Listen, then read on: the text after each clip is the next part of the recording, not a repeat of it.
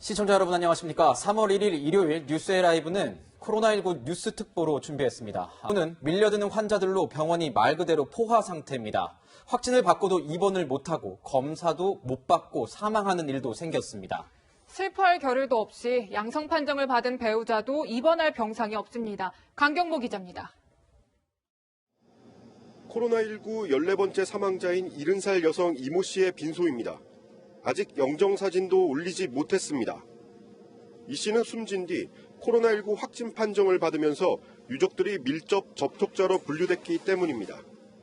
검사 결과가 나올 때까지 자가격리 대상이었는데 다행히 숨진 이 씨의 아들과 딸은 음성이 나와 이제야 장례를 준비할 수 있게 됐습니다. 유족들은 이 씨가 숨지기 전까지 코로나19 검사를 제대로 받지 못했다고 주장합니다. 증상을 보였는데 보건소와 병원에서 번번이 집으로 돌려보냈다는 겁니다. 이게 보건소에서 검사해도 된다고 했으면 아마 갔을 거예요. 차라리 신천지였으면, 엄마가 신천지였으면 이렇게 있었겠나라는 생각도 들더라고요. 어머니를 잃은 슬픔도 잠시, 아들과 딸의 걱정은 지난해 폐암 수술을 받은 아버지에게 향합니다. 어머니가 숨진 뒤 받은 검사에서 아버지는 코로나19 양성 판정을 받았습니다. 하지만 입원할 병상이 없어 아버지는 집에서 대기 중입니다. 우선은 병원에 입원을 시켜달라 했거든요. 엄마 돌아가셨는데 아버지까지 또 그러면 안 된다고.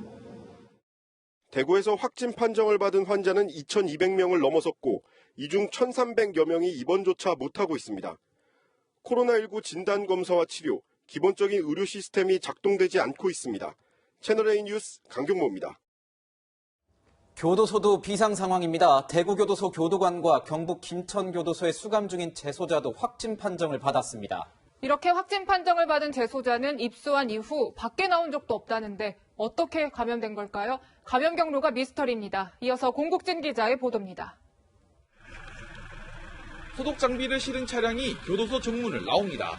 주변에선 긴급 방역 작업이 한창입니다.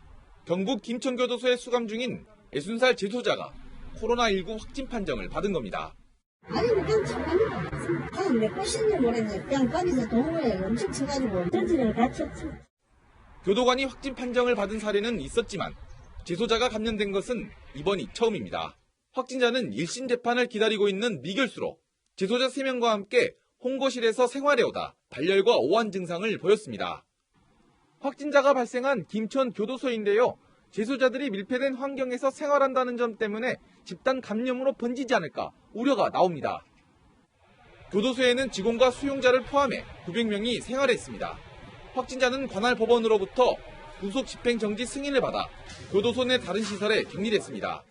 혼거실에서 생활한 재소자 3명을 비롯해 접촉이 의심되는 수용자 11명도 독거실로 옮겨졌습니다. 하지만 감염 경로는 여전히 오리무중입니다. 전혀 밖에서 활동한 것도 없이 확진이 됐습니다. 지금 검역관을 보내서 역학조사를 철저히 하고 있습니다. 이미 감염된 상태로 입수했거나 교도소 내에서 누군가에 의해 감염됐을 가능성이 제기됩니다. 채널A 뉴스 공국진입니다. 네, 코로나19 뉴스 특보 계속해서 이어가겠습니다. 유병욱 순천향대 의대 교수, 구자웅 동아일보 주간동아팀 차장, 김태현 변호사와 함께합니다. 어서 오세요. 네, 먼저 이 말씀 먼저 드리고 가겠습니다. 지금 일선 현장에서 바이러스와 사투를 벌이고 있는 의료진 여러분 정말 고생 많으시고 힘내셨으면 좋겠습니다. 응원하겠습니다. 구자웅 차장, 네. 먼저 구자웅 차장과 얘기를 나누기 전에 속보 내용부터 좀 알아보겠습니다. 코로나19 추가 확진자가 376명 발생했습니다. 국내 확진자 3,526명으로 늘었고요. 사망자는 17명입니다. 경북에서 생후 45일 된 신생아가 코로나19 확진 판정을 받았고 부모 모두 확진이 됐는데 아버지가 신천지 교인인 것으로 확인됐습니다. 네, 대구시는 확진자 1,662명이 입원을 대기 중이라고 밝힌 데다가 자가격리 위반 5명에 대해서는 경찰에 고발 조치한다고도 밝혔습니다. 지금 대구시에서 환자 중 80%는 경증입니다. 구자웅 차장님, 그러면 밤새 300여 명이 또 늘었습니다. 이 전국적인 상황이 좀 어떻게 되죠? 정리 한번 해주시죠. 알겠습니다. 오늘 오전 9시에 발표된 그 정부 발표에 따르면 총 확진자는 3,526명이고요. 이 사망자는 17명으로 발표가 됐습니다. 이 어제부터 비교를 하자면 이 밤 사이에 약 376명이 추가로 확진자로 이 판정이 된 겁니다. 그러니까 이 가파른 그 확진자의 그 상승세는 지금 이어지고 있지만 다만 엊그제에 비해서는 조금 이렇게 줄었다라고 볼 수 있습니다. 엊그제는 밤 사이에 500명 넘게 증가했었는데 네. 어제부터 오늘 아침 사이에는 약 300명 정도 증가를 했기 때문에 뭐 감소세가 조금 증가세가 좀 줄었다라고는 볼 수 있지만 그래도 아직 그 신천지 교인 가운데 이 유증상자가 3,000명에 가깝고 그 가운데 지금 1,000여 명 이상이 지금 그 검사를 받고 있기 때문에 그분들의 검사 결과가 나오면 다시 또 확진자가 크게 증가할 가능성이 있기 때문에 아직까지는 이 긴장의 끈을 놓쳐서는 안 될 것 같습니다. 네. 네, 지금 확산이 계속되고 있는데 변호사님, 지금 저희가 앞서 리포트에서도 보여드렸고 연결해서도 봤지만 이만희 총회장도 검사를 받겠다고 하는 거 아닙니까? 예, 본인이 이제 뭐 자청했다고 하는데 사실 그동안 이만희 총회장이 모습을 전혀 드러내지 않으니까 뭐 영상 뭐 이렇게 좀 뭐 홈페이지 통해서 신도들에게 하는 편지 이런 것만 공개하고 모습을 드러내지 않았기 때문에 이만희 총회장도 감염된 건 아닐까 하는 의혹이 생겼던 건 사실이에요. 왜냐하면 신천지의 특성상 이렇게 밀접 접촉을 통해서 본인들끼리 좀 약간 폐쇄적인 이렇게 접촉들을 하니까 그 수많은 확진자 중에 한 사람이 이만희 총회장하고 접촉했을 가능성도 있고 그리고 우리가 그 대구에 있었던 신천지 그 예배막뿐만 아니라 청도에 있는 대남병원에 있었던 이만희 총회장 형의 장례식을 또 이제 거기서 많이 감염이 된 게 좀 나오고 있지 않습니까? 당연히 이만희 총회장도 그 장례식에 참석했을 거고 그렇다고 보면 감염됐을 가능성이 있는 것 아니냐라는 이제 의혹들이 있었는데 어쨌든 어떤 이유에서인지 본인이 지금 먼저 자청을 해서 검사를 받겠다는 거예요. 이게 뭐 언제 어디서 어떻게 받을 건지에 대해서는 알려주지 않았고 이거 받는 장면을 뭐 카메라로 뭐 찍어서 공개하지는 않겠지만 어찌됐든 간에 신천지 신도들 입장에서는 지금 그리고 감염 의혹이 있는 여러 신천지 환자 신도들 중에서 아직까지 어떤 정부 당국의 어떤 요청이나 이런 거에 응하지 않는 사람들이 좀 있다는 거 아니겠습니까? 그런데 그들의 총회장이 먼저 자청해서 감염을 받으면, 죄송합니다. 검사를 받으면 네. 숨어있는 신천지 신도들에게는 조금 긍정적으로 작용할 수 있겠죠. 긍정적으로. 우리 총회장도 저렇게 나가서 받으니까 우리도 나가서 검사를 받는 것이 낫겠다라는 어떤 그런 모습이 좀 보여줄 수는 있어서 네. 이만희 총회장의 어떤 검사를 자청했다는 그 소식은 그나마 지금 그래도 조금 나은 부분이라고 볼 수 있겠네요. 네. 부장 차장이 보면은 조금 네. 전에 또 신천지 교회 측에서 입장문을 아마 발표를 했던 것 같습니다. 그렇습니다. 이 내용이 보면은 뭐 이제 낙인 찍기 혐오, 비방을 좀 멈춰달라. 네. 이렇게 연일 입장문, 비슷한 입장문을 내놓고 있어요. 어떤 의미일까요? 일단 그 신천지 입장에서 보면 본인들의 어떤 그 교회에서 예배를 본 사람들이 대규모로 이제 확진자로 판정을 받다 보니까 이 코로나19가 확산되는데 신천지가 진원지가 되고 있다.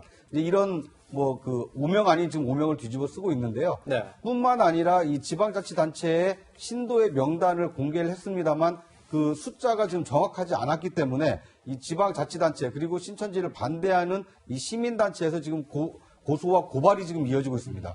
그러다 보니까 이 신천지라고 하면 어떤 그 코로나의 진원지, 원흉 뭐 이런 식으로 좀 그 뭐랄까 이렇게 낙인 찍기가 좀 계속되고 있다 보니까 신천지 입장에서는 좀 그런 점을 좀 자제해달라고 이제 호소를 한 것 같습니다. 그런데 앞서 말씀하신 것처럼 이만희 총회장이 검사를 받는다고 하지 않습니까? 검사를 받는 것뿐만 아니라 먼저 국민 앞에 나와서 어쨌든 한국에 이 코로나가 확산되는데 신천지가 크게 일조를 했기 때문에 그거에 대한 사과를 하고 신도들을 향해서 더 이상 숨어있지 말고 조금이라도 의심 증상이 나타나면 선별진료소에 연락을 해서 적극적으로 이 조사를 받아라. 그래서 이 코로나 퇴치에 신천지 신도들이 좀 앞장서라. 이런 대국민 메시지 또 신도들을 향한 메시지가 나와야 될 시점이 아닌가 하는 생각이 듭니다. 네. 네, 이렇게 입장문까지 신천지에서도 나왔는데 확진자는 사실 계속 늘어나고 있습니다. 유 교수님. 지금 뭐 앞으로 확진자가 어떻게 될까 전망이 굉장히 궁금한 시점이에요. 지금 뭐 이번 주가 중요할 것이다 이런 얘기들도 나오는데 어떻게 보세요? 사실 매주 이번 주가 중요하다고 방송을 듣고 있어서요. 어떻게 말씀드려야 될지. 근데 이번 주가 아니라 2월 23일 심각으로 격상된 다음부터 국민과 그다음에 의료전체와 정부가 어떻게 하느냐가 중요한 게요. 지금 확진자라고 나오시는 분들은 2월 9일부터 그 주에 활동해서 2주간 지나면서 확진이 되는 겁니다. 네. 그리고 보면은 숫자가 급격히 증가해, 폭발적 이런 단어는 좀 자제하는 게 좋은 게 우리가 확률적으로 높은 곳에서 집중적으로 총력을 해서 지금 검사를 하고 있기 때문에 확진자가 더 많이 나오는 거죠. 근데 여기서 또 하나가 아까 부장님 말씀해 주셨지만 이것이 과연 어떤 특정 지역이나 특정 교단에서 끝나느냐? 그건 아닐 겁니다. 그 이유는 이 재감염 지수라는 게 굉장히 중요한데요. 네. 예를 들어서 재감염 지수가 4다. 그러면은 한 명이 감염을 시켜서 4명의 환자가 생깁니다.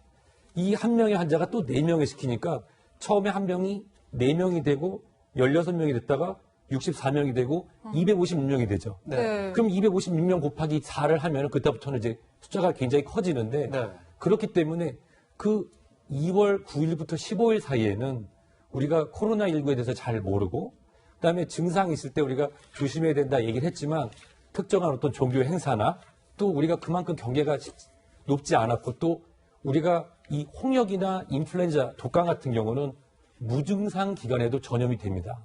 일반적으로 전염병은 증상이 있을 때만 감염이 되거든요.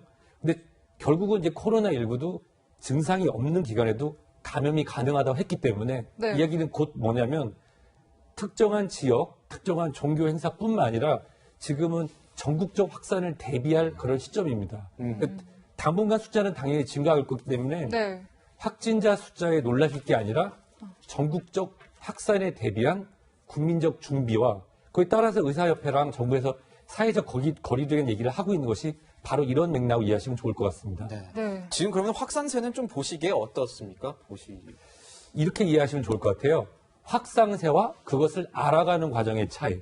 확산세, 알 수 있는 방법이 없죠. 누가 어떻게 누굴 만나느냐. 그것이 뭐 몇 번 확진자까지 추적이 가능할 때는 가능하지만 그것이 아까 말씀대로 한 명이 4명 되고 4명이 16명이 될 때까지는 하죠. 근데 256명에서 곱하기 4. 실질적으로 우리가 얘기하는 인플루엔자, 독감이 1명 내외입니다. 네. 그런데 그리고 사스가 2명 내외고 메르스가 0.9명 내외인데 지금 연구 결과에 따라 다른데요. 네. 코비드19 같은 경우는 1.8에서 4명까지도 봅니다. 네, 그 얘기는 뭐냐면 확산세는 이미 방역이 아니라 지역 확산에 대해서 속도 늦추기로 해야 된다고 이미 충분히 얘기를 하고 있고요. 그다음에 진단하는 속도를 빠르게 우리나라는 다행히 그런 능력을 가지고 있어요. 빠르게 해서 선별해서 병원에 갈 분과 자가격리나 아니면은 시설 격리하실 분들을 나누는 작업이 필요한 것이라고 이해하시면 좋을 것 같습니다. 네. 네, 뭐 이런 가운데 지금 이탈리아에서 감염이 된 것으로 추정되는 사례까지도 나왔습니다. 구차장님. 네. 뭐 이탈리아 밀라노를 다녀왔다고 하죠. 지금 해외를 통한 유입 이런 것들도 걱정이 되는 상황인 그렇습니다. 거고요. 그러니까 우리나라를 제외하고 지금 외국에서 이 코로나 확진자가 크게 늘고 있고 사망자가 늘고 있는 나라가 이탈리아인데 안타깝게도 지난주에 그 이탈리아 밀라노에 있었던 이 패션 위크에 우리나라 이렇게 유명 연예인들이 좀 몇 사람 다녀왔다고 합니다. 그러니까 엊그제 이 확진자로 판정된 사람 중에 일부는 이 밀라노 패션 위크에 함께 다녀온 사람들로 알려지고 있어서 혹시라도 추가 확진자가 나오는 거 아니냐 이런 우려의 목소리가 지금 나오고 있는 상황입니다. 그렇군요. 유 교수님, 다시 한번 좀 여쭤보고 싶은데 아까 속보로 전해드렸지만 45일 된 신생아도 지금 확진이 됐는데 원래 이제 신생아나 어린 이런 나이 때 아이들에 대해서는 이 확진 사례가 거의 없지 않았었습니까? 어떻습니까? 오늘 출연 기회를 주셔서 네. 이 말씀 꼭 드리고 싶었거든요. 네, 꼭 해주십시오. 네. 그 우리가 검사라는 방법이 현재는 PCR이라고 하는 검사를 하고 있습니다. 네, 네. 네. PCR이 뭐냐면 이게 코비드 바이러스 같은 경우는 코로나19는 RNA 바이러스인데 DNA 바이러스든 RNA 바이러스 그 핵심이 되는 핵산이라는 게 있습니다. 핵산을 추출해서 그걸 중폭을 하는데 그것도 결국은 이제 우리가 결정을 해야죠. 몇 개 이상일 때 우리가 양성으로 보느냐. 예를 한번 들어서 100이라는 숫자가 넘으면 양성이라고 하자. 근데 만약에 제가 50만큼 노출이 됐어요. 네. 그러면 이거를 2번 증폭을 하면 100이 되니까 저는 양성 판정을 하겠죠. 그렇지만 만약에 누군가 2만큼 감염이 됐으면 50번을 중폭을 해야 100이 되니까.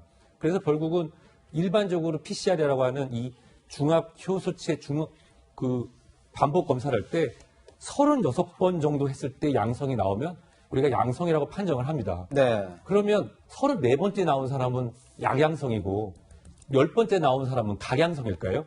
결국은 이것도 사회적 그다음에 의학적 주관에 의해서 결정이 되는 거죠. 어떤 기준에 의해서 결정이 되는 그렇습니다. 거군요. 네. 그래서 어떤 분 같은 경우는 양성이 나왔다가 음성 판정을 받고 퇴원이라고 완치보다는 이제 격리 해제를 했지만 5일 정도 있다가 또 양성이 나오고 이런 경우가 있지 않았습니까? 실제로 이 어린아이 같은 경우는 45일 된 어린아이면 어머니나 아니면 가족의 돌봄이 필요하지 않겠습니까? 볼만하면 어머니가 아무리 손을 잘 씻고 아무리 개인 방역을 잘 한다고 하더라도 아이의 호흡기로해서 감염될 수 있겠죠. 근데 지금 우리가 한간에 나오는 뭐 10세 미만, 12세 미만인 같은 경우는 어린이의 면역체가 완전히 굳어져서 완성이 돼서 이 새로 밖에 들어오는 거랑 싸우지 않기 때문에 면역 회피를 한다라고 생각하는 것이지 노출되지 않는다고 생각하시면 안 됩니다. 노출은 되지만 면역 회피 가능성이 그렇습니다. 그래서 네. 실제로 노출이 되고 감염이 돼도 발병이 안 되는 사람이 있고 발병이 된 다음에 진단이 안 되는 사람이 있기 때문에 이 양성이라고 하는 것에 대해서 물론 의미를 둬야 되지만 그 단계별로 이해하셔야지 그러면 우리 집 아이도 큰일 나겠구나 이렇게 이해하시면 안 될 것 같습니다. 네. 네. 그렇군요. 네. 그런데 이게 그 지금 확진자 증가와 관련해 가지고 조금 뭐랄까 구분해서 볼 측면이 있습니다. 네. 지금 확진자가 연일 뭐 300명, 500명 큰 폭으로 증가는 하고 있지만 이 대구 교회에서 신천지 예배를 보신 분들 가운데 확진자가 80% 이상 나오고 있거든요. 그리고 지금 3,000명이 넘는 확진자 가운데 이 대구와 경북에서 확진 판정을 받은 이 환자가 지금 전국의 87.3%입니다. 80% 이상. 네. 그렇습니다. 그러니까 1월 말에 신천지 이만희 그 총회장의 형님 장례식장에 갔을 때 감염됐을 가능성이 높고 그리고 2월 9일과 2월 16일 두 차례 신천지 대구교회에서 9천여 명이 예배를 받는데 이분들 가운데 크게 감염이 됐을 가능성이 크기 때문에 신천지 그 신도들을 지금 집중적으로 그 검사를 하고 있습니다. 물론 전국적으로 조금씩 퍼져나갈 가능성은 크지만 이 신천지 교인들에서 크게 확진자가 늘고 있기 때문에 뭐 지나친 어떤 불안감은 조금 지나친 불안감을 가질 필요는 없어 보이고요. 다만 전 국민적으로 지금 손 씻기와 그 세정제 사용하기 그리고 마스크 사용을 지금 생활하고 있지 않습니까? 이렇게 경각심을 가지고 조심하면 더 크게 이 팬데믹으로 대유행을 하는 것은 좀 막을 수 있기 때문에 조금 뭐 경각심은 갖되 지나친 두려움은 좀 피해야 되지 않을까 하는 생각이 듭니다. 맞는 네. 말씀입니다. 네. 저도 구 부장님 말씀에 그 동의를 하는데요. 여기서 우리가 꼭 짚어 넘어가야 되는 게 뭐냐면 이 코로나19라고 하는 바이러스가 2009년도에 우리 신종플루를 다시금 기억하게 합니다. 국민 여러분, 우리가 많이 잊었지만 그때 확진 판정 받았던 분이 74만 명이었습니다. 1년간. 그리고 치료받았던 분, 그다음에 그 항바이러스 제제를 처방받은 하면은 300만 명이 넘는 숫자거든요.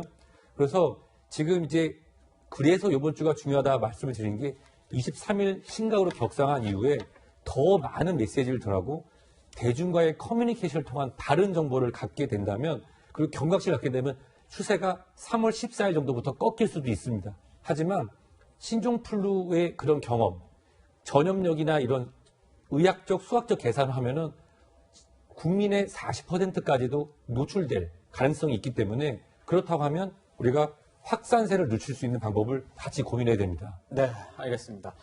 이 완치 판정을 받았던 환자가 다시 재발하는 사례가 국내에서 처음으로 확인됐습니다. 70대 여성인 25번 환자입니다.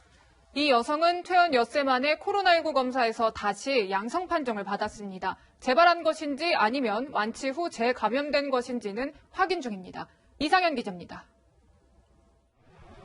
확진 판정을 받고 분당 서울대병원에서 치료를 받았던 25번 환자.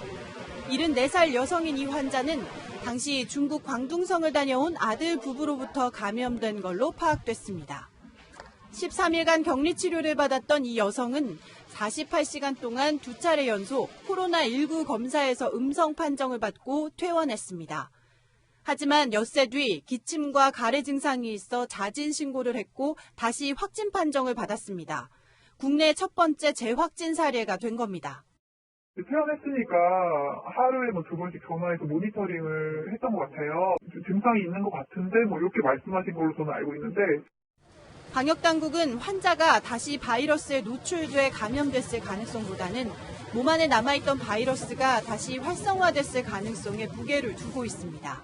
그 환자분은 상당히 연세가 많으셔서 좀 면역이 좀 저하된 상태에서 이렇게 그 코로나 바이러스 감염증 19가 재발한 것으로 추정을 하고 있습니다. 25번 환자도 퇴원 후에는 집에만 머물렀다고 진술했고 함께 확진 판정을 받았던 아들 부부는 아직 병원에서 격리 치료를 받고 있습니다. 보건당국은 이미 중국과 일본에서 10건이 넘는 재발 사례가 보고됐다며 중앙임상위원회와 정확한 사례 조사를 한 뒤 퇴원 환자에 대한 추가 자가격리 등의 대책을 논의하기로 했습니다. 채널A 뉴스 이상현입니다. 네, 이 교수님 보면 코로나19 재발 사례가 국내에서 처음으로 이제 확인이 된 것 같습니다. 이게 궁금한 게 재발이냐 재감염이냐 얘기가 나오는데 어디에 더 가능성을 두고 계십니까? 이웃나라 중국 같은 경우는 2월 28일 현재 8명의 재감염 사례가 있었습니다. 네. 그러려면 이 코로나 바이러스에 대한 이해가 먼저 필요할 텐데요.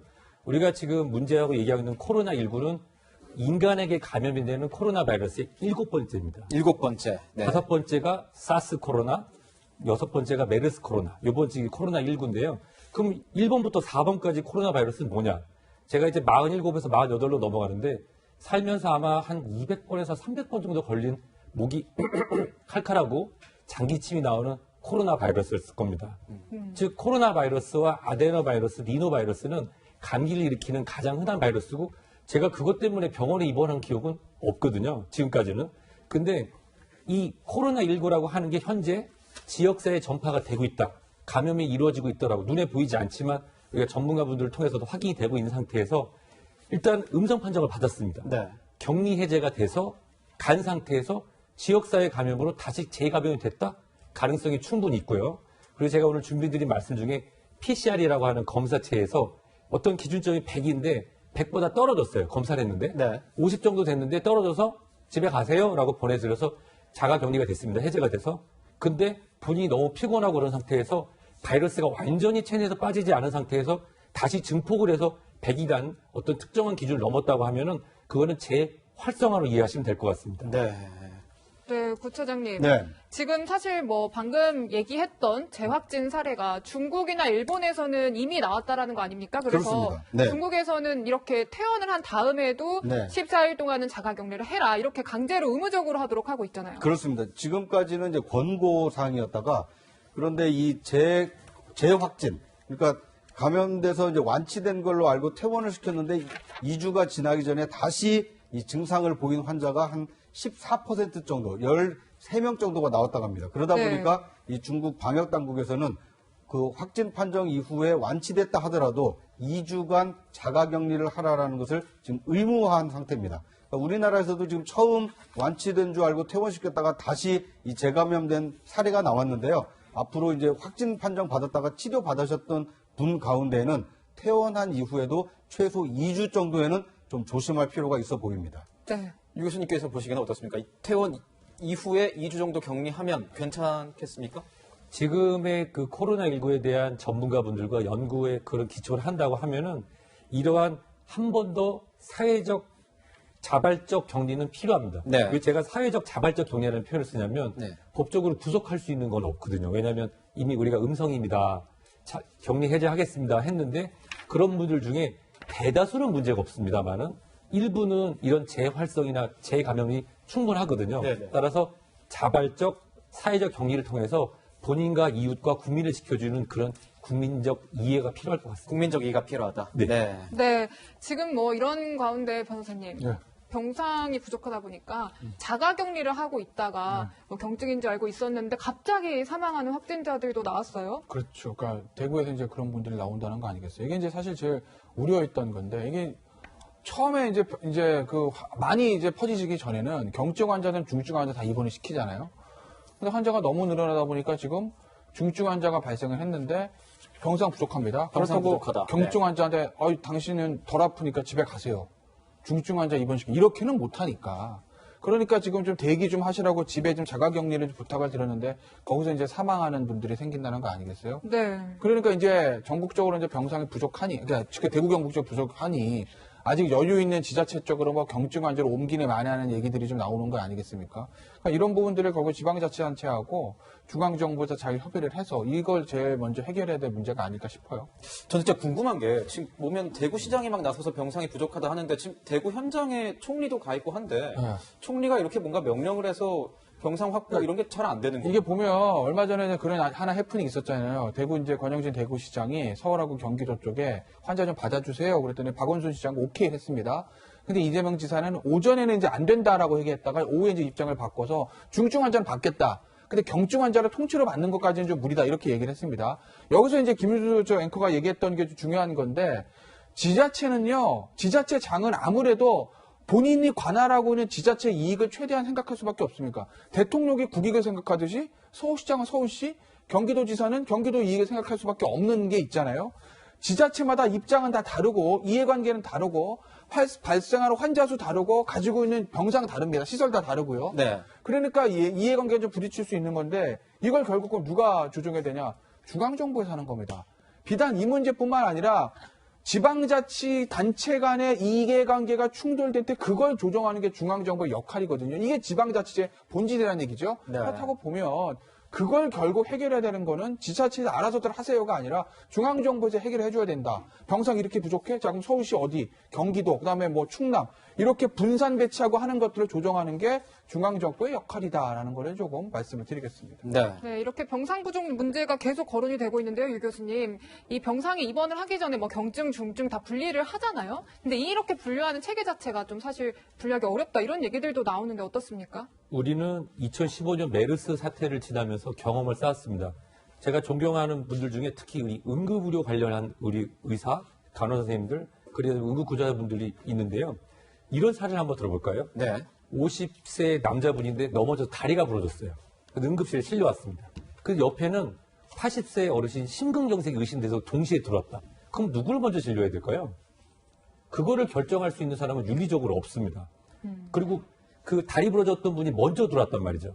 그러면 이런 것을 널리 알리고 이해하기 위해서 필요한 게 바로 한국형 응급환자 분류 도구인 케이타스가 필요했을 거고 그 케이타스가 정착이 돼서 국민 여러분들의 이해를 통해서 정말 우리나라는 이런 응급환자 진료 체계가 잘 되어 있습니다. 네. 그렇다고 하면 우리는 지금 현재 이 코로나19에 대해서 응급환자 또는 중증 경증 환자 구분하는 기준이 있느냐? 그거는 지금 현재 거의 마련이 되어 있고 곧 발표가 될 거라 생각됩니다.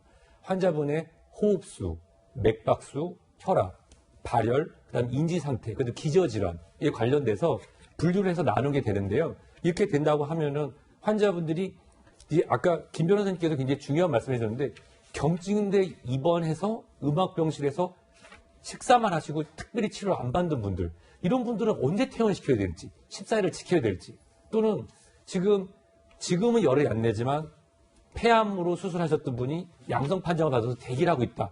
이럴 때는 어떻게 이분들 좀 기준점이 필요한 것이 사실이고요. 그 부분은 이제 전문가 집단과 정부 단체에서 가이드라인을 준다고 하면 그거에 따라서 현장에서 실시가 될 텐데 제가 딱 하나 말씀드리고 싶은 건 현장에서의 목소리가 있습니다.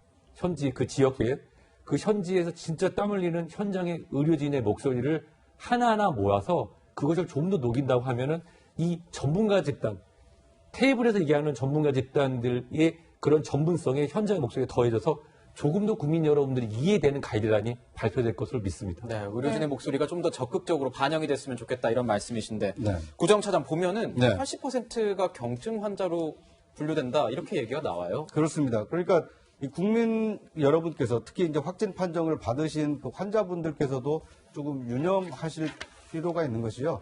중증 환자의 경우 특히 이 기저질환이 있어서 면역력이 크게 떨어진 환자분이 아닌 경우에는 이 치사율이 그렇게 높지는 않습니다. 이 현재 우리나라에서는 지금 아직 1%도 되지 않고 또 가벼운 감기 정도로 좀 지나갈 수가 있는 병입니다. 그러니까 지금까지 없었던 새로운 신종 코로나 바이러스이기 때문에 상당히 두려운 것은 사실이지만 이것에 걸렸다라고 해서 뭐 치명적이고 앞으로 이 생활하는데 어려움이 있거나 이러지 않거든요. 그러다 보면 누구나 다 병원에 가서 그 병실에 누워야만 치료받는 것은 아니다. 이런 인식을 좀 가질 필요가 있습니다. 내가 아픈데 왜 병원에서 나를 받아주지 않느냐. 근데 이렇게 병원과 의사들과 이렇게 싸우다 보면 그것 때문에 더 치료 시기를 늦출 수밖에 없는 이 중증 환자들이 있을 수 있다는 점을 좀 더 많은 국민들, 특히 이 확진 판정을 받은 환자분들께서도 조금 그 배려와 양보를 해주신다라면 중증 환자들이 더 먼저 이 치료를 받을 수 있는 기회가 생기지 않을까 하는 생각이 듭니다. 지금은 상당히 비상한 시국이기 때문에 서로가 서로를 배려하지 않으면 모두가 위험에 빠질 수 있는 이 상황이기 때문에 내가 스스로 좀 견딜만 하다 싶을 때는 좀 양보하는 미덕도 발현됐으면 하는 바람입니다. 네. 네, 뭐 중증 환자들에 대한 걱정 지적을 해주고 얘기를 해주셨는데요, 변호사님. 지금 이렇게 상황이 악화되고 하다 보니까는 병상이 부족하잖아요. 그래서 입원 체계를 좀 바꿔야 된다. 뭐 중국 같이 임시 수용 시설 같은 거를 만들어야 된다. 이런 얘기들도 나오는데 어떻게 그러니까 보세요? 이제 그 사실 임시 수용 시설 만드는 게 아주 베스트는 아닌 거죠. 그러니까 얼마 전에 우한에서 봤을 때 임시병원 만드는데 무슨 뭐 몇 병상짜리 병실을 뭐 일주일 만에 만들었네 이런 거 얘기하지 않습니까? 그 이제 보도될 때 우리가 그런 얘기도 했어요. 야, 저게 말이 병원이지. 보면 이거 무슨 감옥 같다라는 얘기들 할 정도로.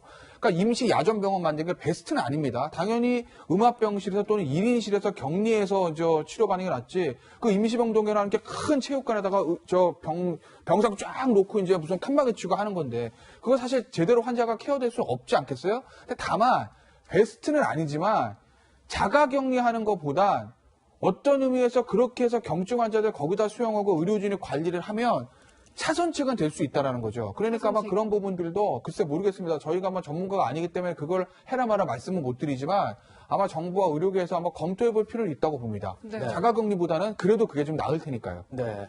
유 교수님, 보면은 뭐 연장선에서 이어가서 말씀을 드려보면 대구 외 지역에서도 이제 뭐 교도소에서도 이제 확진자가 나오고 단체 생활을 하시는 곳에서도 확진자가 나오기 시작했습니다. 그럼 병상이 더 부족할 텐데 방금 말씀드린 질문 다시 드려보겠습니다. 이렇게 좀 임시 수용시설 만들어야 되는 거 아니냐 이런 말이 있는데 어떻게 보십니까?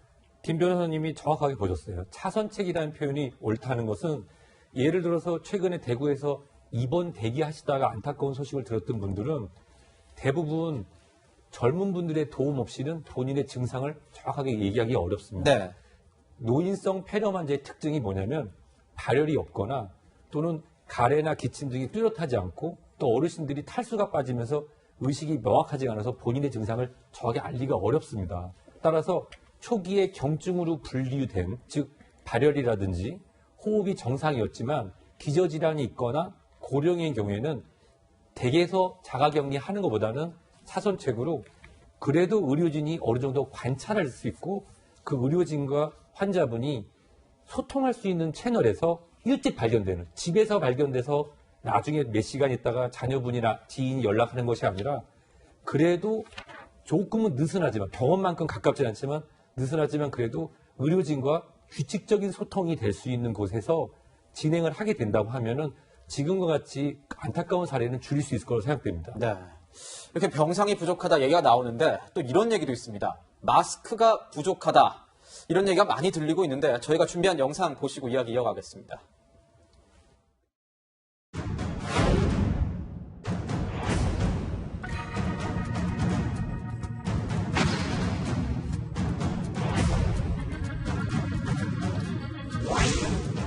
아직 마스크 수급 불안이 여전히 발생하고 있어 이에 대해 국민 여러분께 송구하다는 말씀을 올립니다. 하나로마트에 가서 보니까 마스크를 안 낀 시민은 없으시더라고요. 흔들이 끼고는 계신 것 같아요. 한 장을 3일, 5일씩 끼고. 아, 그렇게 지금 현실에.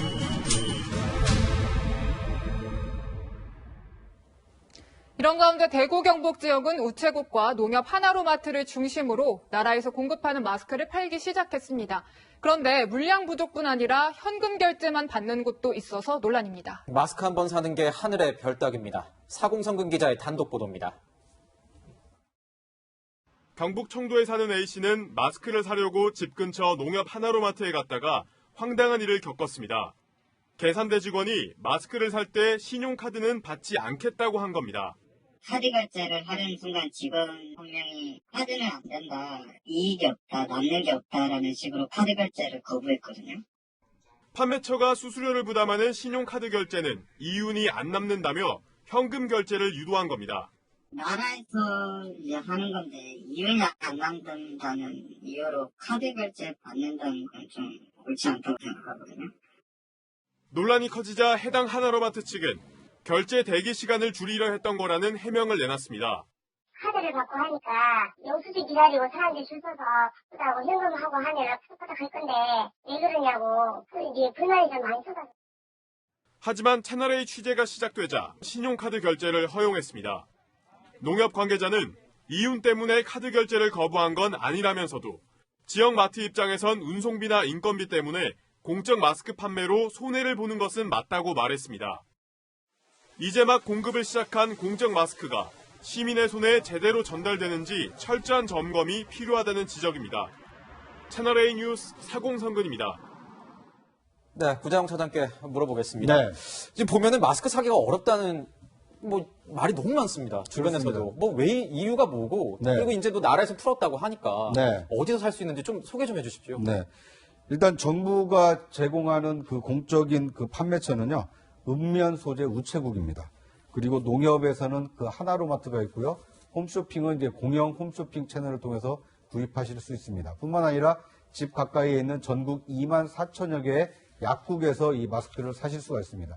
그런데 이제 살 수 있는 곳은 알려져 있는데 실제로 가보면 아직 원활하게 이 구입은 어려운 상황입니다. 공급이 안 된다는 말이 많아요. 그렇습니다. 왜냐하면 이 생산 물량이 하루에 보통 우리가 이제 1,200만 개를 생산할 수 있는데 생산 업체 가운데 상당한 업체는 일반 그 민간 유통업체와 공급 계약이 체결이 되어 있습니다. 네. 이 공급 계약을 깨고 정부에 우선 납품할 수가 없는 겁니다.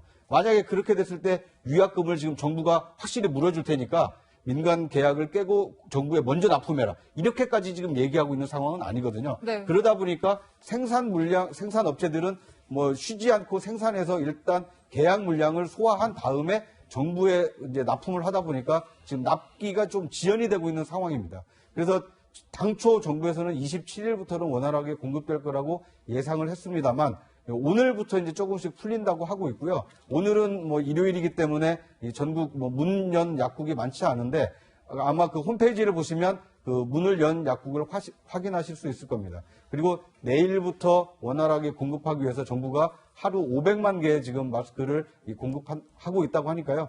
좀 지켜봐야 될 것 같습니다. 네, 이게 그 사이트에 가시면 휴일 지킴이 약국 홈페이지가 있습니다. 여기에서 확인하시면 될 것 같습니다. 네, 변호사님 이렇게 마스크 대란이다 하는데 우리 정부가 중국에 오히려 물품 지원을 했다. 이런 내용도 나오고 있고 어떤 내용인지 좀 설명해 주시죠. 그러니까 지금 보면 사실 마스크를 보내는 것좀 좀 있었던 것 같아요. 사태 초기에도 우한 쪽에 마스크를 보낸다. 예를 들면 우한에 있는 우한의 대학교 총동문회 차원에서 마스크를 보내는데 거기 정부가 개입됐다 안 개입됐다 이런 얘기들 많이 나오지 않았습니까? 그리고 실제로 우리 각 지방자치단체도 2월 말까지만 해도 마스크들을 중국 쪽 보냈다는 거예요. 그런데 초기에 중국에서 심하고 우리나라는 그렇게 많이 번지지 않았을 때는 지원 차원에서 마스크를 보낼 수도 저는 개인적으로 반대합니다만 정부와 지자체 차원에서 보낼 수도 있다고 봅니다. 네. 그들 입장을 다를 수 있어요. 근데 지금 문제 화면에 나오는 건 뭐냐면 지금 라오닝성 지림성을 물품 지원한다는 것이거든요. 라텍스 1만 8천 켤레. 저건 라텍스 잠깐 저건 뭐냐면 그 마스크 공장에서 마스크 만들려면 소독을 해야 되잖아요. 저 장갑을 끼고 만들어야 된다는 거예요. 그러니까 저게 부족하면 마스크 생산이 안 되니까 상대적으로 우리나라도 마스크 물량이 부족해지고 있는 마스크 가격이 올라갈 수밖에 없는 거 아니겠어요? 저 부분은 지금 중국의 라오닝성하고에도 우리나라가 계속 지원을 정부에서 하고 있다는 건데 문제는 저 라오닝성하고 지림성에서 우리나라 사람들 입국 지금 제한하고 있다는 거 아니겠습니까? 그리고 이런 얘기 드는 거예요. 아니 지금 중국보다 우리가 심하고 라오닝성하고 지림성은 우리나라 사람들의 입국도 제한하고 있는데 왜 저걸 우리가 보내야 되지? 라는 얘기들. 외교부 하는 얘기는 무슨 얘기냐면 이미 정부 차원에서 약속한 사안에서 지원을 중단할 수 없다고 얘기했거든요. 저는 아니라고 봅니다. 일단 이거는요. 우리가 돈을 받고 파는 그런 매매 계약 관계가 아니에요. 이거 끊는다 그래서 위약금 묻는 이런 문제가 아니거든요. 일방적인 지원이 일종의 증여예요. 이거 그러니까 법적으로 저는 중단할 수 있다고 보고 또 하나 정치적으로도 어려울 때 친구가 진짜 친구라면서요. 중국의 어려움이 우리의 어려움이라면서요. 그럼 우리의 어려움은 중국의 어려움 아니에요? 맞지 않습니까? 이건 중국 측의 외교부에서 아니 지금 그쪽은 괜찮잖아. 우리는 어렵고 우리가 부족하니 이거 더 이상 못 주겠습니다. 이 얘기가 힘든가요? 이걸 중국에서 했을 때 아니 약속했으니까 내놔 이럴까요? 어려울 때 친구가 진짜 친구라면서요. 그 말은 지금 필요한 얘기다. 그러니 외교부 쪽에서 아니 정부에서 지원 약속했으니까 못함에다라는 얘기 하지 마시고 적극적으로 좀 나셔보시라. 중국이 말하는 게 그렇게 어렵습니까? 네. 그런데 이제 이걸 좀 지방자치단체의 이런 그 행동을 좀 옹호를 해주자면 이렇게 중국에 물품을 보낸 시점이 우리나라가 이 코로나 사태를 심각 단계로 격상하기 전이었습니다. 그러니까 지방자치단체들 이제 국제협력과나 이런 데서는 이제 자매 결연 도시를 어떻게 도울 수 있을까. 그래서 이제 조금이라도 물품을 보내자라고 계획을 세워서 예산을 써서 보냈을 텐데 이제 지나고 나서 보니까 우리나라가 더 심각해진 거 아닙니까?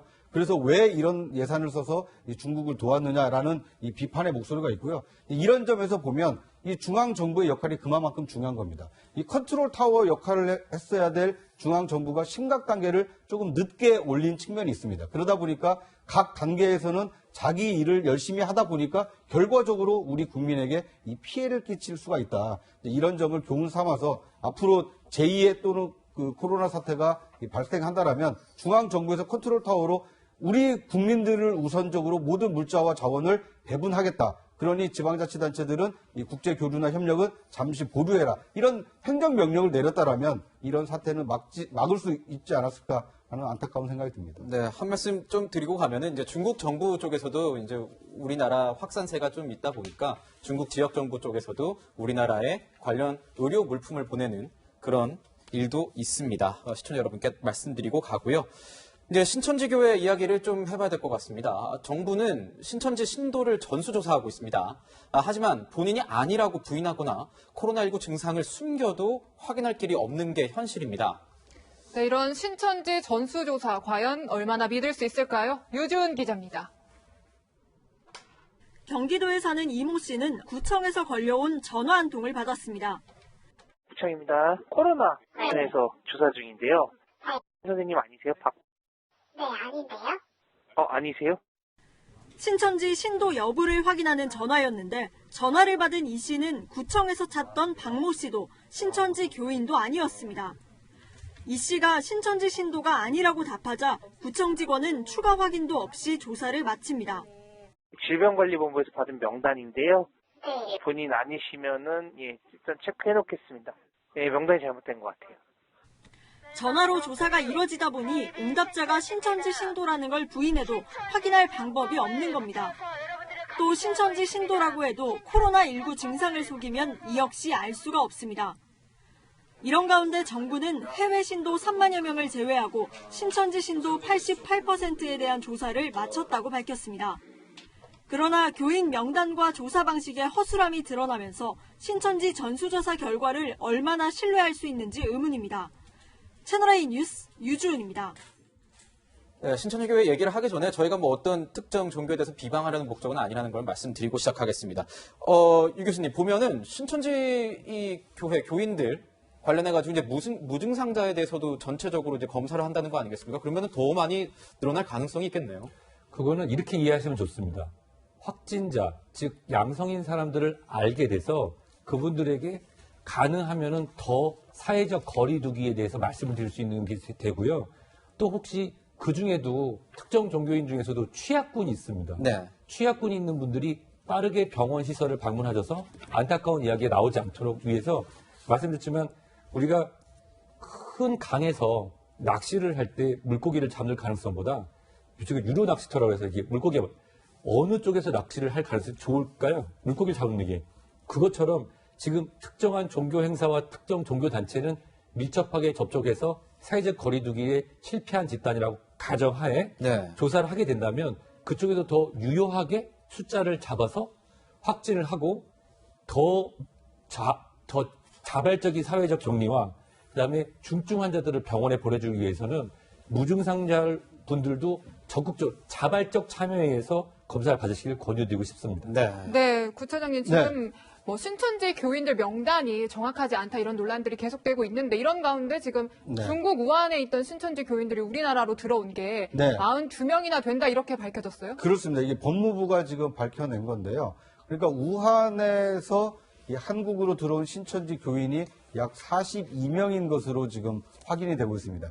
이 국내 신도가 41명이고 해외 신도가 지금 1명인데요. 근데 이런 정황으로 보면 이 중국에 갔던 특히 우한에 다녀왔던 신천지 교인이 이 신천지 대구 교회 예배에 참석을 했기 때문에 이렇게 대규모로 이 감염 사태가 일어난 거 아니냐 이런 합리적 추론이 가능할 것 같습니다. 이렇기 때문에 신천지 그 이만희 총회장이 어떻게 보면 신천지 신도들에게는 상당히 절대적인 영향력을 가지고 있는 것으로 알려져 있지 않습니까? 그러니까 신천지 교인들을 향해서뿐만 아니라 국민들을 향해서도 이 신천지가 앞장서서 코로나 그 감염을 막는데 또는 치료하는데 적극적으로 나서겠다라는 메시지를 좀 선포하고 이 신도들에게도 조금이라도 의심 증상이 나타나면 이 선별진료소에 연락해서 정부 당국의 어떤 이 검사에 적극적으로 협조를 해라. 이런 메시지를 좀 밝힐 필요가 있는데 지금까지는 좀 아쉬운 대목이 많습니다.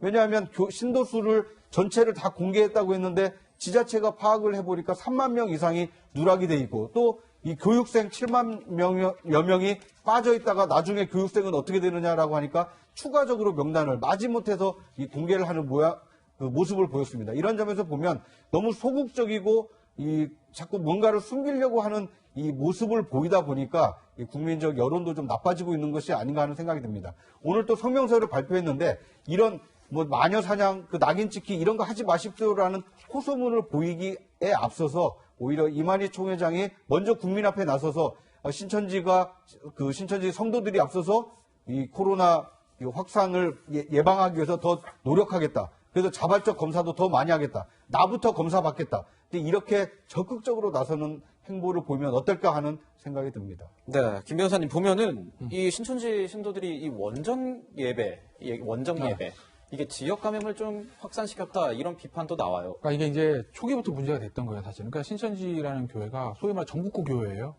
그러니까 동네 하나는 게 지방마다 다 있어요. 그러면 네.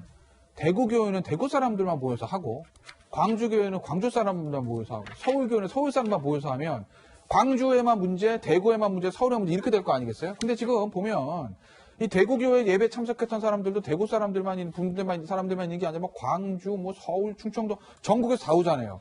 그 사람들이 거기 대구에서 모두 감염됐다가 전국적으로 흩어진다는 거예요.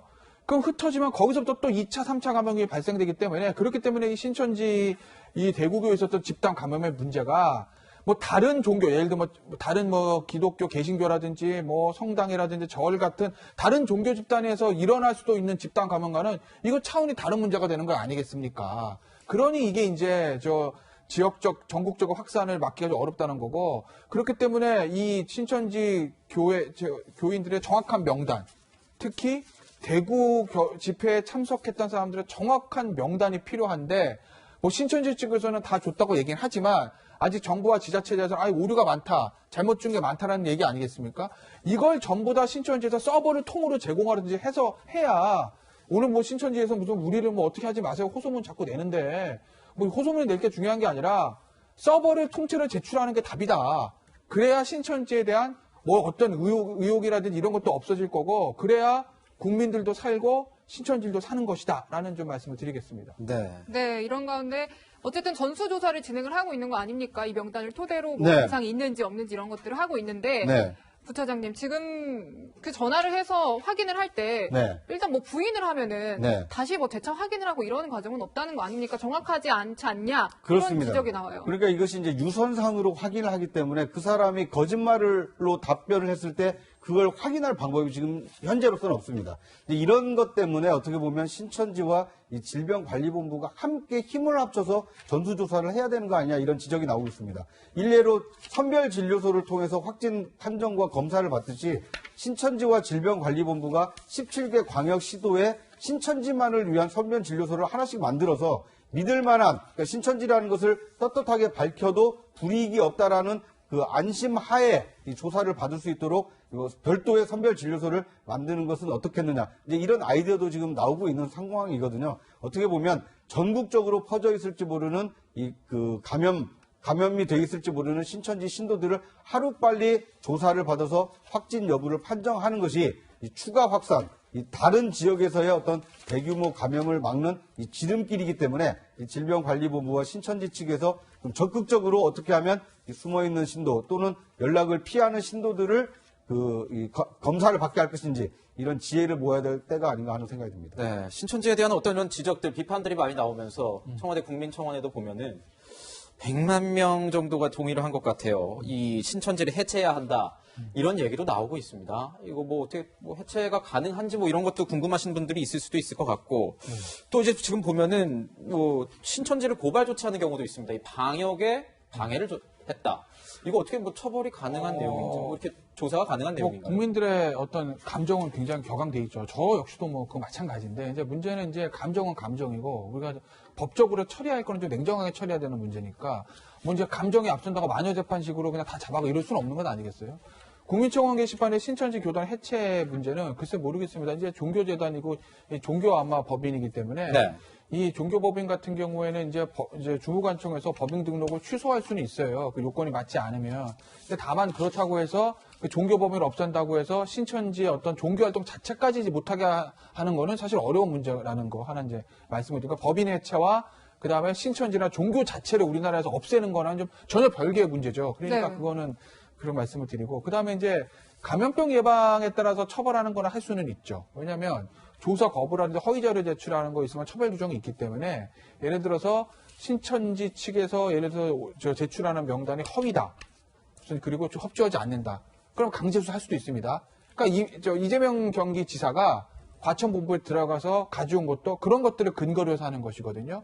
그러니 신천지 측에서 지금 허위 자료를 제출하는 것이 어느 정도 소명이 되면 그 감염병 예방법 위반 혐의로 압수수색 영장 받아서 서버를 가져올 수도 있을 거예요.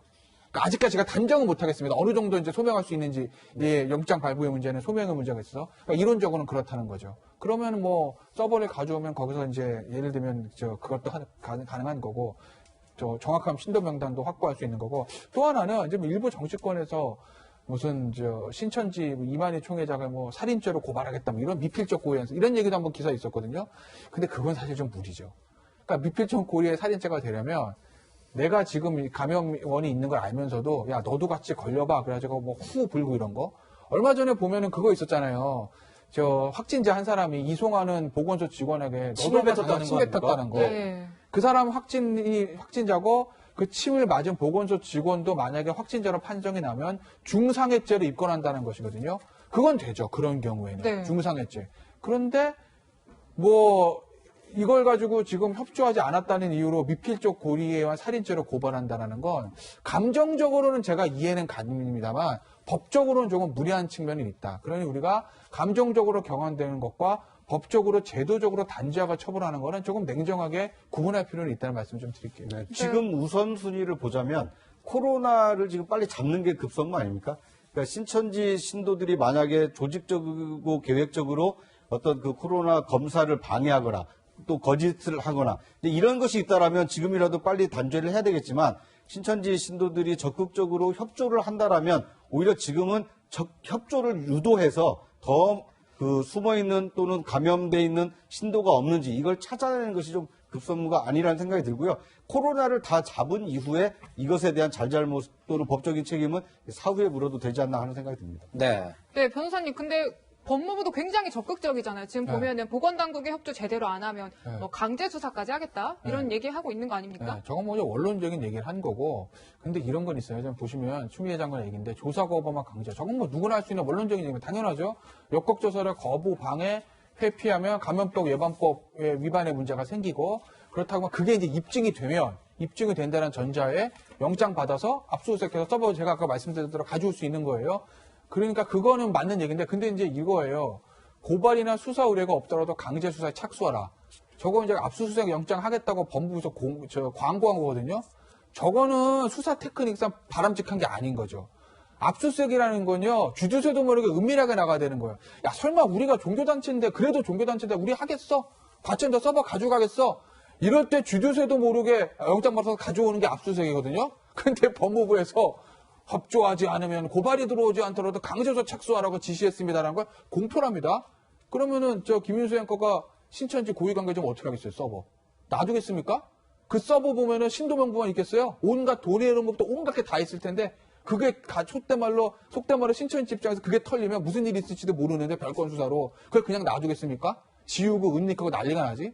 그러니 수사 테크닉상 뭐 법무부 장관이 저렇게 공표하는 거는 전혀 바람직한 게 아니다. 그거 안 해도 검찰에서 알아서 잘한다. 그냥 좀 계시라라는 말씀 좀 드릴게요. 네, 방금 말씀이 이제 김태현 변호사의 개인적인 어떤 이런 의견이었다는 점을 또 말씀을 드리고 하겠습니다. 이제 미국에서 코로나19 첫 사망자가 나오면서 미국 정부의 관련 조치가 더욱 강화되고 있습니다. 오늘 우리 시간으로 새벽이죠.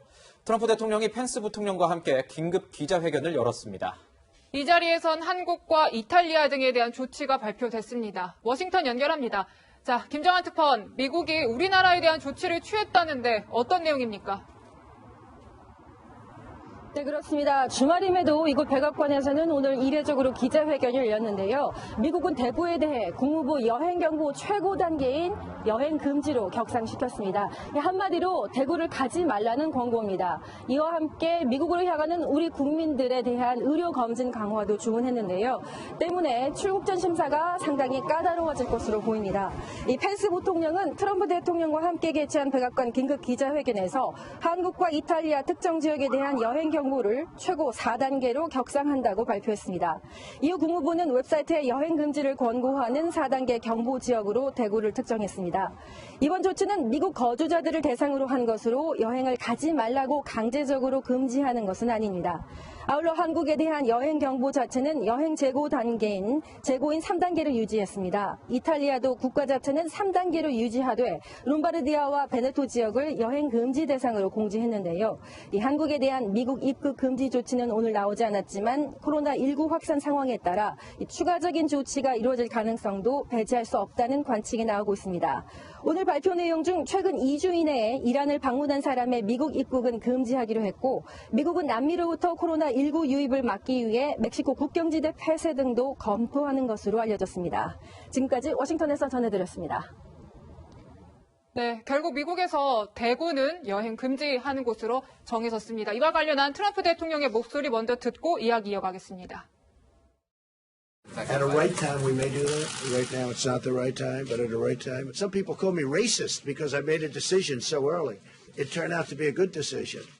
Well, we're looking at that right now, and we're looking at a couple of countries, a few countries that have a little bit disproportionately high number, and we're going to make that decision very soon. 미국에선 이런 조치가 나왔는데 먼저 WHO 얘기를 좀 해볼까요? WHO가 이제 뭔가 격상을 하긴 했습니다. 위원 수준을. 근데 뭔가 이 팬데믹, 전 세계적인 어떤 확산, 전염병의 확산 이런 거에 대해서 이런 수준으로까지 격상할 수 있을까요? 네, 이건 저의 개인적 의견이면서 우리는 역사적인 것도 한번 리뷰해볼 필요가 있습니다. 우리 실제로 그 북미 원주민들을 스페인의 피사로가 다 쓸어버린 게 아니라 천연두가 싹 쓸어버렸거든요. 네. 그 이유는 전혀 대륙 간의 교류가 없었기 때문입니다. 근데 예전에는 홍콩에서 배를 타고 런던까지 가려면 수에즈 운하가 뚫리기 전에는 6개월 걸리던 게 3개월 걸리고 지금 비행기를 12시간 만에 가거든요. 네네. 무슨 얘기냐면 한국하고 미국의 직항으로 다니는 비행기 숫자가 얼마나 많았으며 한국도 구정이라고 하는 설날 행사가 있어서 많은 교류가 있었고 지금도 미국 거주하는 분들이 한국에 많이 들어오셨잖아요. 네. 꼭 한국뿐만 아니라 이미 글로벌 시티즌 한 공동체이기 때문에 한 곳에 오는 것을 한 나라에서 막는다고 해서 그것이 발생하지 않는다는 것은 이거는 19세기에서도 막을 수 없었던 겁니다. 즉 뭐냐면 판엔데믹이라고 하는 거는 이제 곧 WHO에서 이거 제 개인적인 사기면 전문가 의견으로서 곧 발표할 걸 생각하고요. 근데 똑같은 질문 일주일 전에도 나왔는데 국가에서는 왜 아직 심각을 올리지 않느냐 하는데 이미 총리를 중심으로 한 심각에 준해서 하고 있었을 뿐이지 그 선언만 안 했거든요. 왜냐하면 그 선언을 했을 때 프로토콜에 따라서 국가 간 거리가 떨어지고 지역 경제가 떨어지고 이런 것이 있기 때문에 고심하고 있는 것뿐이지 이미 판엔데믹이라고 말씀드릴 수 있습니다. 네, 부처장님, 미국이 아직은 뭐 한국인 입국 금지다 이렇게까지는 하지 않았어요. 그래도 뭔가 이제 들어갈 때 좀 절차가 까다로워진다던가 정말 금지까지도 갈 수 있다 이런 우려 가능성 나오고 있는데요. 그렇습니다. 일단 대구는 여행 금지입니다. 그러니까 미국 사람들에게 대구는 여행하지 마라 이렇게 얘기를 했고요. 예. 또 한국의 경우에도 여행을 좀 재고해봐라. 꼭 가야 되겠니? 이렇게 얘기를 하고 있다는 것은 그만큼 우리나라에서 확산되고 있는 이 코로나 사태를 좀 미국에서는 심각하게 보고 있다는 얘기고요. 만약에 이 그 확진자 증가세가 꺾이지 않는다라면 더 추가 확진자가 더 늘어난다라면 미국은 자국민을 보호하기 위한 명분으로 아마 한국 여행 금지를 이게 발표할 가능성도 좀 있어 보입니다. 이런 점을 감안했을 때 우리가 뭐 신천지뿐만 아니라 전 국민이 지금 어떻게 하면 확진세를 좀 늦출 수 있을까? 아니면 감염으로부터 예방할 수 있을까? 전 국민이 지금 노력하고 있지 않습니까?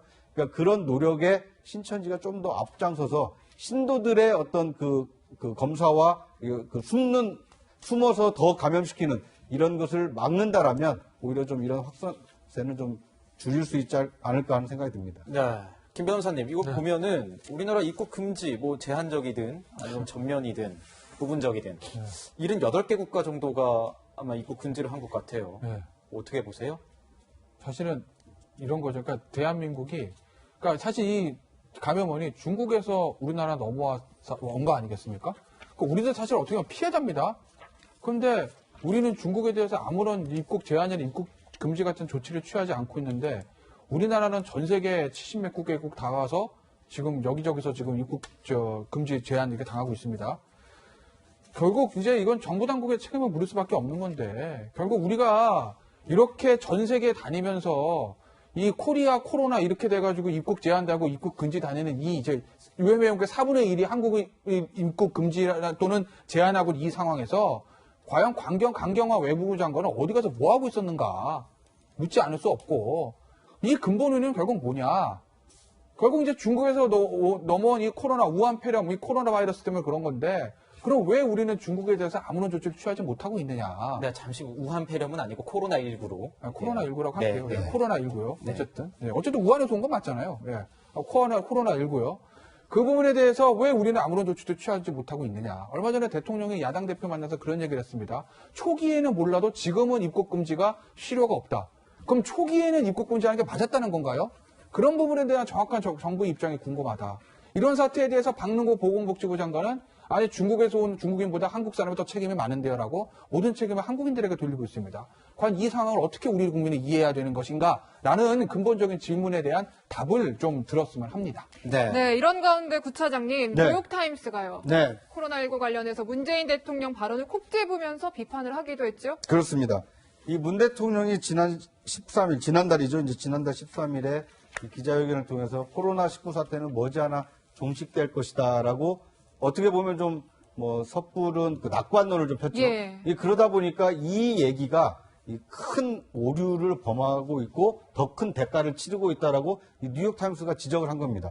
우리 국민들도 뉴욕타임스 보도와 크게 느끼는 심정이 다르지 않을 것입니다. 만약에 그때 확진 환자가 크게 늘진 않았지만 이 지역 감염 우려가 있기 때문에 그 경계에서 심각 단계로 늦추고 올리고 그리고 중국과의 어떤 이 자유로운 입출입을 좀 만약에 일시적으로나마 최소한 2주 정도 금지를 했다라면 지금처럼 많은 그 환자가 일어났을까? 그리고 국민들이 더 큰 경각심을 가지고 더 빨리 예방할 수 있지 않았을까? 이제 이런 안타까운 심정에서 이런 안타까운 심정을 많은 국민들이 가지고 있는데 외신에서조차도 대통령의 아니란 인식이 지금처럼 큰 대가를 치르고 있는 거 아니냐? 이런 비판 보도가 나오고 있는 상황입니다. 네. 근데 구시장 보면은 네. 이 베트남 여객기 얘기를 좀 해봐야 될 것 같아요. 네. 어제 베트남 여객기가 우리나라 여객기에 갔다가 네. 퇴짜를 맞고 이제 돌아왔어요. 그렇습니다. 이게 어떤 예방책인 것 같긴 한데 어떻게 보십니까? 이것은 지금 베트남 정부를 1차적으로 보면 베트남이 외교적 결례를 행사한 겁니다. 그러니까 비행기가 뜨기 전에 오더라도 좀 그 공항에는 내릴 수 없으니 다른 공항을 이용해라라고 이제 통보를 했다는 거 아닙니까? 그런데 이런 것은 사전에 외교 당국 간의 협의를 통해서 이 비행기가 뜨기 전에 조치를 했다라면 참 좋았을 텐데 우리와 경제 4번째로 많은 나라거든요. 상당히 많은 교류가 빈번한 국가임에도 불구하고 베트남 정부 당국은 일단 우리부터 살아야 되겠다. 한국 사람들이 와서 또는 한국 비행기가 오는 것이 우리나라에 전파시킬 우려가 있다라고 하니까 체면이고 뭐고 볼 거 없이 바로 지금 사실상 입국 금지 조치를 취한 것이거든요. 그러니까 우리 입장에서 보면 베트남 정부가 굉장히 야속하지만 그만큼 베트남 정부는 우리를 심각하게 보고 있구나. 그러면 우리 정부는 어떻게 대응할 것인가? 그러니까 우리도 마찬가지로 지금 이동 금지, 그러니까 지금 강제할 수는 없지만 자발적인 어떤 그 예배나 집회 금지를 지금 촉구하고 있지 않습니까? 이런 것을 보다 강력하게 강제할 필요가 좀 있지 않나 하는 생각이 듭니다. 네. 변호사님. 네.